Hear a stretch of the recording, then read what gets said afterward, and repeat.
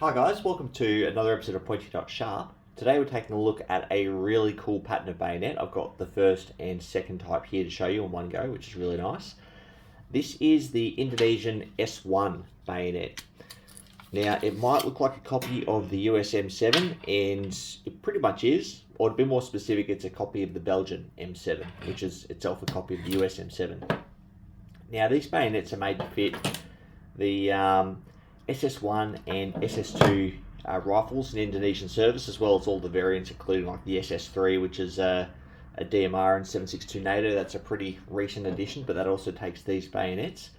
And they're made by tni-ad, which is the state-owned arms company in Indonesia. And they've been making them since 1991, and they're still making them now, as far as I can tell. I don't know how many have been produced, but they've got about 800,000 people in their defence force. Let's assume that they've got one rifle for every person, plus 10% for broken stock and things like that. So I wouldn't be surprised if over 1 million, considering they've been in service for like 36 years and these things break pretty regularly, not because they're crap, but all bayonets do. So it's not a stretch to say more than 1 million of these have probably been manufactured. Now, we'll jump to the history very quick. Between 1968 and 1974, tni-ad were making the SP1, which was the BM59 in Indonesian service. They took a bigger bayonet, and they tested that in the field.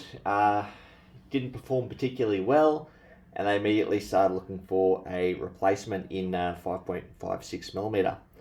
Initially, they were considering 3 different rifles. They were considering the M16A1, they were considering the HK33, and they were considering the FNC.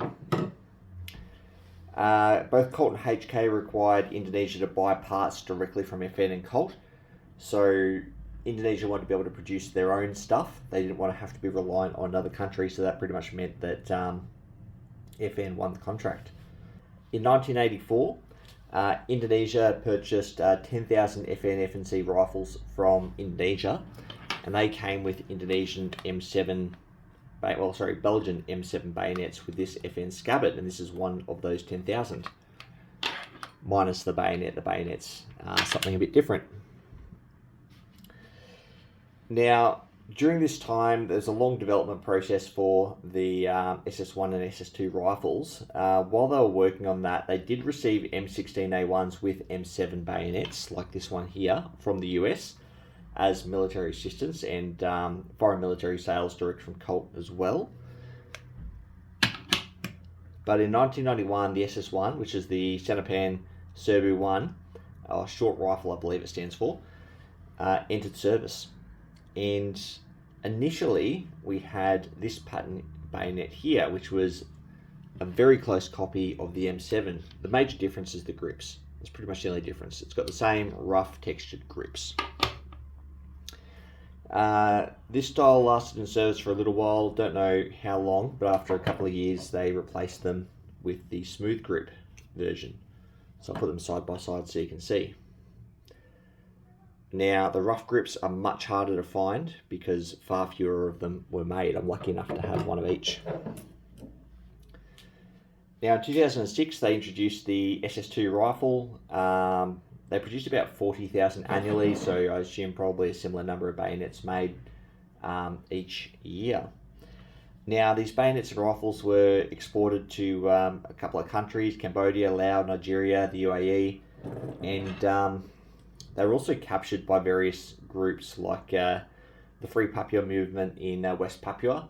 Captured a number of SS1 and SS2 rifles. I don't know if they had any bayonets, but I've certainly seen images of them with the rifles, including a really cool image of one with a MP7. So, like the elite Indonesian soldiers, I forget the name of them, use MP7. So that's a hell of a flex for that villager to be holding one of them. Anyway. The Free Papua movement and ISIS in Indonesia, they had their own little offshoot. They're a predominantly Islamic country, and they had their little offshoot of ISIS or ISIL as well. But all that aside, we'll jump into the construction. Push the smooth boy away. We've got that classic M7 style of blade. I'll get an actual M7 out for comparison. This is a sneak peek at something really special I got the other day. So if you know, you know. Anyway, the blade is pretty much the exact same length. We've got the same profile. It's got a full true edge and a half false edge, flattened spine, or flattened back, sorry, with the spine running down the center of the blade. It's got like a dark parkerized finish to it. Then we've got the classic M7 crossguard, nothing special there, just our rough grip, 2 flathead screws, and what's referred to by South Korean soldiers as the koala is a lot prettier than what you see with the US M7s. It's got a really nice koala nose to it. Now the scabbard looks like it's a direct copy of the US M8A1 scabbard, but there's a couple of differences, so don't worry about the metal tip. That was only on some of the US M8A1s. But the scabbard itself is actually slightly shorter, sorry, it's slightly longer than the US M8A1. And it's actually a copy of the FN scabbard. So it appears that when they got the designs for the M7, they would have got them with the FN-FNC technical data package. And it's not a copy of the US M7, it's a copy of the Belgian M7, which has, yeah, as I said, a couple of slight differences. And the main one is that the scabbard is about 10 millimeters longer. Then we have the second type. It's identical as far as I can see. I'm not going to say it's completely identical because there might be a couple of minor differences I haven't noticed, like small tolerances or changes in tempering or finish or something like that, but it looks identical except for the grip. It just has a smoother, smaller grain grip. Jump down to the scabbard, black plastic body scabbard, leg tie at the base there, then black canvas frog, really nice and thick, solid canvas, not flimsy at all. Held on by 2 rivets, it's got belt loop, hilt strap, and M10 wire hanger. Now I should really point out, these bayonets are incredibly durable. They are by no means cheap.